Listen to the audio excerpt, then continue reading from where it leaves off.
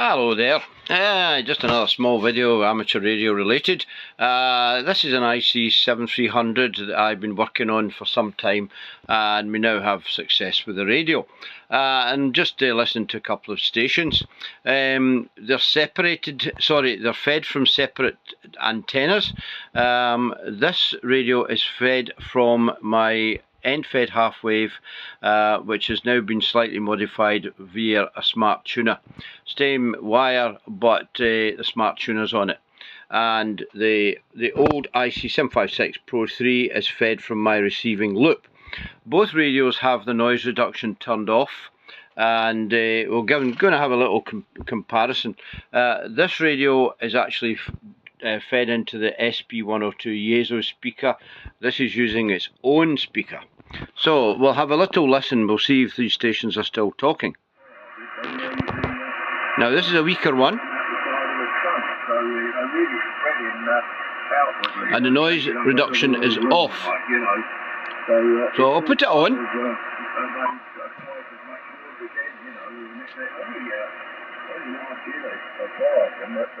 And the signal from the loop, of course, is considerably lower than it is from the wire. So we can put on the preamp.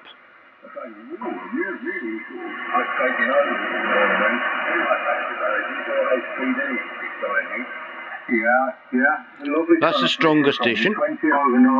Preamp back off. Conditions are in our favour by the sound of it. But, noise reduction off. So we'll now do the same with this radio.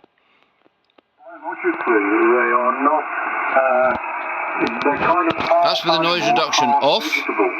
I'll put it on. Like vegetables growth, and they're not like animal growth. They're somewhere in between, which is really strange, you know. And it's like what you were saying about trees communicating. Apparently, so we'll go back to the Pro 3. Turn the volume back up. Chemicals in the air, pheromones actually.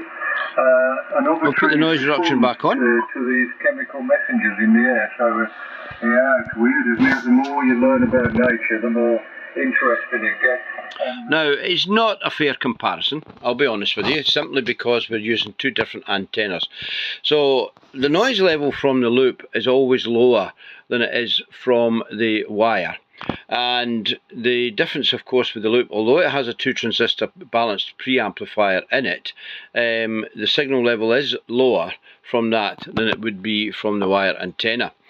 So sometimes you have to put the preamp on, but overall the noise signal to noise ratio is better than it is with the longer wire.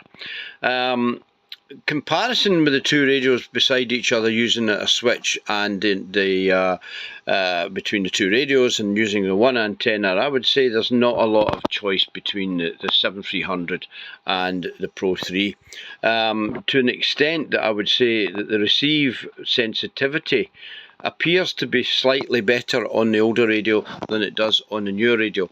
And the other thing about the 7300 is the S meter reads high. If you compare that to the likes of a 991A or another radio, you're always getting a much higher S reading. And to get it accurate, or the same as other radios, you've got to turn the RF gain down here quite a bit, or put the attenuator on. So I think the calibration of the S meter is a bit different to other radios, to be fair, and including its older brother here, the Pro 3. The Pro 3 is in some ways nicer to operate than the 7300. I'm not trying to say the 7300 is not a particularly good radio, but I do believe this is better. It's much quicker to change bands. For instance, if I want to change a band, I've got to hit that, and then I've got to go there.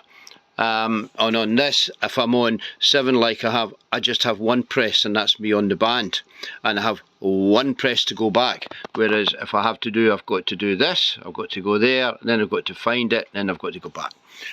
So these are the kind of things that you find, to be quite honest. And also with the notch, if you want to, well, not the notch, the noise reduction, you can switch it on and off, which is fine. But if you want to adjust it, you have to hold it, and then you have to go up here and use the multi-control. Whereas on this, if I want to do the noise reduction, all I do is either turn it on or off, and I adjust the control, which again is much quicker and much easier than having to go through a menu system.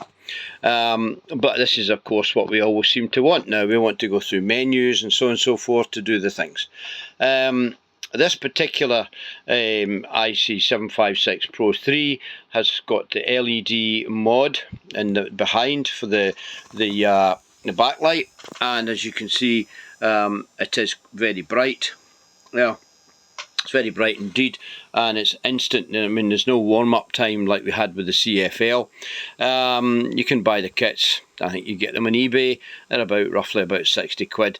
Fiddly to do, I have to admit, and I would say that the actual strip, the LED strip, is marginally too long, so it's a bit of a faff to get it in. And what you can notice, you might not notice it here, you may or may not notice it on the phone. You probably don't. There's a very slight reflection of the LED strip, especially on the left hand side, and I think that might just be because it's not the best of fits, but it's a very small price to pay for a massive improvement to the display, to be fair. I also prefer this radio because of the S meter. The S meter is easy to see. Put the preamp back on so you can see it moving again. So the S meter is nice and easy to see. It's a standard analog meter, but whereas on here, as you can see, sorry about the reflections, it's a tiny little meter we have here. That is, we're back to the weaker station now. So if I bring that up, you'll see the noise level showing. So anyway, you know, I mean, it's quite small. It's quite hard to see, to be fair. It is a smaller display on the 7300 than it was on the Pro 3. But we have to remember that the IC-7300 was not a replacement for the Pro 3. Some people seem to think it is, but it isn't. The 7600 was the replacement for this, and of course this was more expensive than the 7300 was. So I have a quandary of whether I should keep this or that, but I'm leaning towards the Pro 3. I know it's an older radio, etc. I can use it for digital modes with the signal link, and the remote lead works fine. This is obviously a lot easier to do. That's one thing that it does have an advantage with. But yes, and I have to say there are some problems showing up with the 7300s.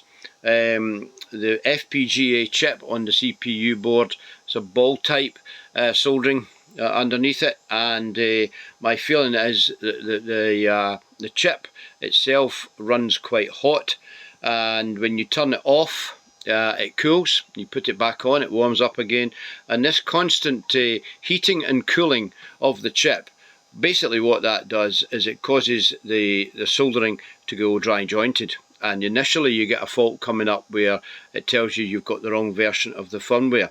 You can reject that, and the radio will continue to work for some time till eventually one day it doesn't.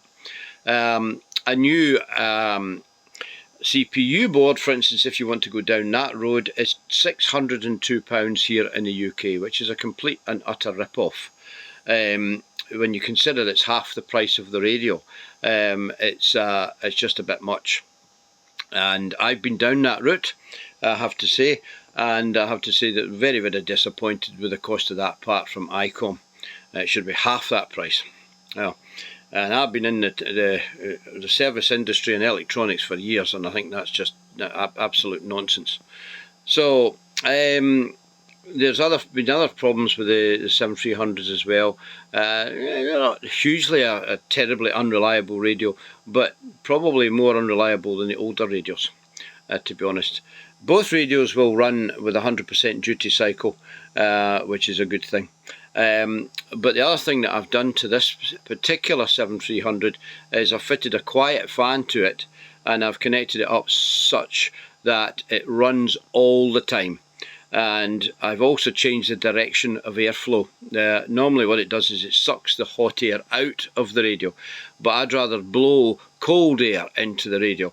And the big advantage I've noticed here is the other thing with the fan is the fan normally only comes on when you transmit, but the radio still produces heat during the time that it's on receive. So to be honest, the fan could be working better than it does. So the fact I've reversed the direction of flow of the air and the fan now continually runs, the radio stays stone cold, even during transmission. So that's good, and that's another plus for the FPGA chips.